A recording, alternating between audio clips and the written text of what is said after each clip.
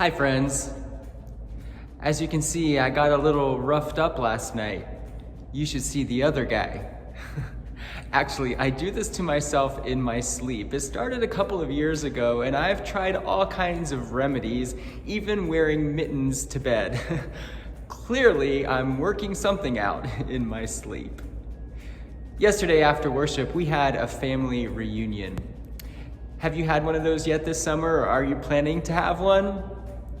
A family reunion can be the best of times or the worst of times, depending on your family or maybe your position in the family. Some families are probably better off not getting together at all because so many of them don't get along with one another, or they refuse to let go of long-held grudges and grievances. Most of the time, though, it is good for families to reunite and reconnect and to remember where they come from and who they are.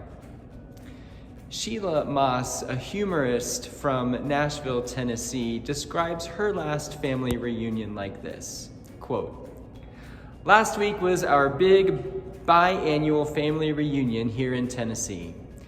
My mother is from a large family, and every other year they come from all over the U.S. to get together. We used to meet in the park with our children and games and things to do, but now the focus seems to be just on food. Lots of it. Once it was homemade chicken and dumplings, green beans, new potatoes, and coconut cream pie. Nowadays, it's more likely to be Kentucky Fried Chicken and deli potato salad.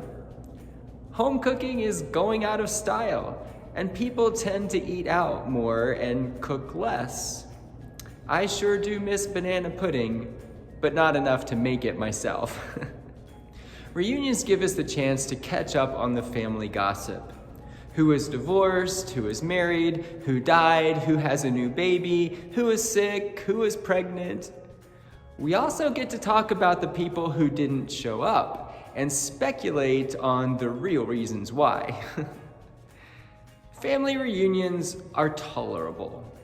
As far as I'm concerned, anything can be tolerated every 2 years. I go mainly because my mother wants me to, and my children go because I want them to. Even though we groan about having to associate with family that was given to us rather than chosen, imagine how awful it would be to have no family at all." End quote. Families come in all configurations and sizes, from blood relatives to friends. There are nuclear families, blended families, single-parent families, extended families, foster families, and of course, church families. No family is perfect, but imagine how awful it would be to have no family at all, to be isolated, alone, and completely cut off. Unfortunately, that's exactly the position in which we find ourselves sometimes.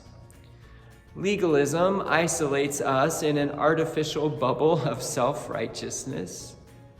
Prideful self-reliance makes us feel alone because we refuse to trust or depend on anyone else. Sin cuts us off from God.